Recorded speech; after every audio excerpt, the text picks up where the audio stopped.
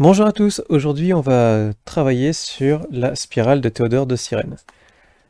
Alors, comment ça fonctionne? On démarre avec un triangle rectangle isocèle de 50 pas de côté, puis on construit, on enchaîne les triangles rectangles, sachant que chaque nouveau triangle rectangle vient se poser sur l'hypoténuse du précédent. Chacune des hauteurs étant restée ici de 50 pas. Voilà. Et au bout du 17e triangle, on a quasiment atteint un cercle complet, un tour complet. On a ici un petit décalage, mais ça c'est inhérent à la structure même de la spirale de Théodore, de Cyrène. Alors, on va voir comment on construit ça tout de suite. Alors, pour réaliser cette construction, on va commencer par reprendre le TP précédent sur les triangles rectangles. Donc là, on a l'initialisation, là, on a avancé, tourné, avancé pour faire notre triangle isocèle rectangle.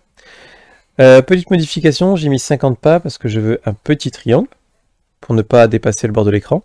Et j'ai mis glisser en 1 seconde, ça donne un petit effet sympathique. Voilà. Au lieu d'avoir une espèce de téléportation directe à l'origine.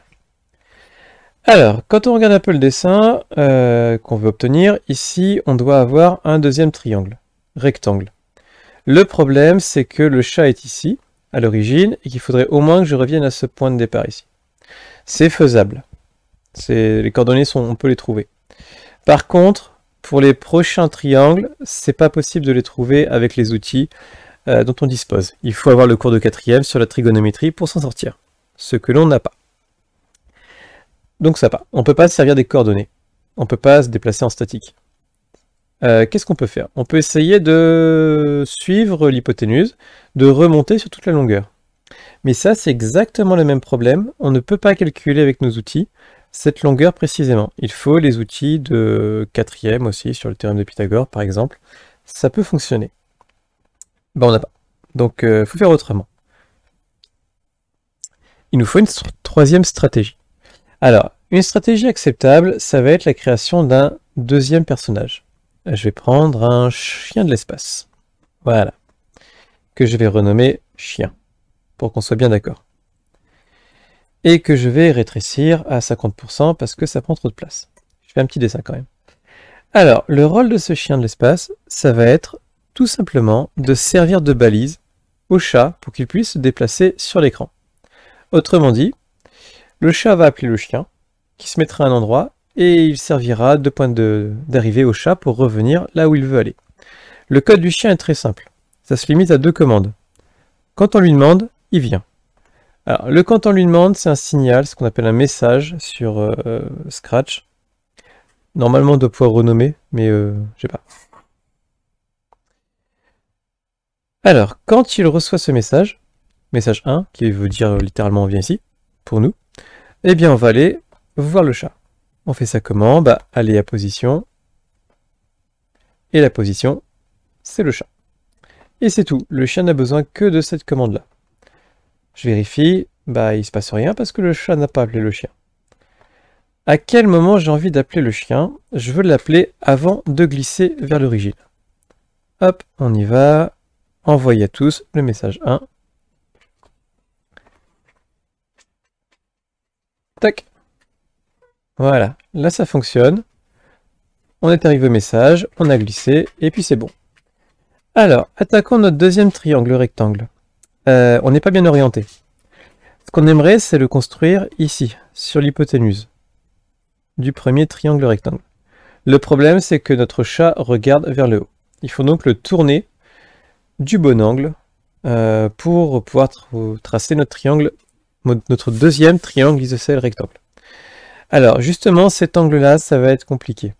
Pour le premier angle à trouver, on peut le trouver. Ça doit être aux alentours de 45 degrés, c'est possible. Mais pour les suivants, les autres triangles, c'est pas possible. C'est encore le bon vieux problème de trigonométrie, niveau 4e. Et là, on est hors sujet. Donc, on va se servir du chien. Voilà, on l'a sorti pour ça, on va s'en servir. Ce qui veut dire que avant de glisser, je vais m'orienter vers le chien. Comme ça, je suis dans le bon sens. Hop, le chien, on se glisse. Voilà. Vérifions le programme.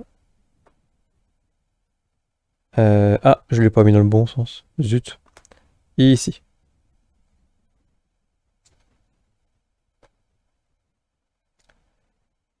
Hop. Voilà. Et là, on regarde vers le chien. On peut du coup retourner au chien. On s'oriente vers lui avant de le rejoindre. Voilà. Et une fois qu'on a fait ça, eh bien on peut continuer notre tracé. Tourner de 90 degrés, avancer, appeler le chien, se déplacer, revenir et se tourner dans le bon sens. Alors, deux possibilités. Soit pour les 5 ou 7 triangles, là, on verra ce qu'on propose. On duplique le code, mais ça, ce serait extrêmement maladroit. Ce qu'on va faire, c'est que l'on va répéter le code. C'est un événement tout simple. Répéter. C'est un événement, un contrôle, pardon, excusez-moi. On va encadrer le bout de code que je veux répéter, et c'est le bout de code, tourner, avancer, etc., etc. On vérifie. Hop, on va voir le chien, on va voir le chien, on va voir le chien. Et là, ça fonctionne parfaitement. Voilà. Question, où est-ce que s'arrête mon 10e triangle? Va-t-on dépasser? Ah non, c'est bon, on n'a pas dépassé.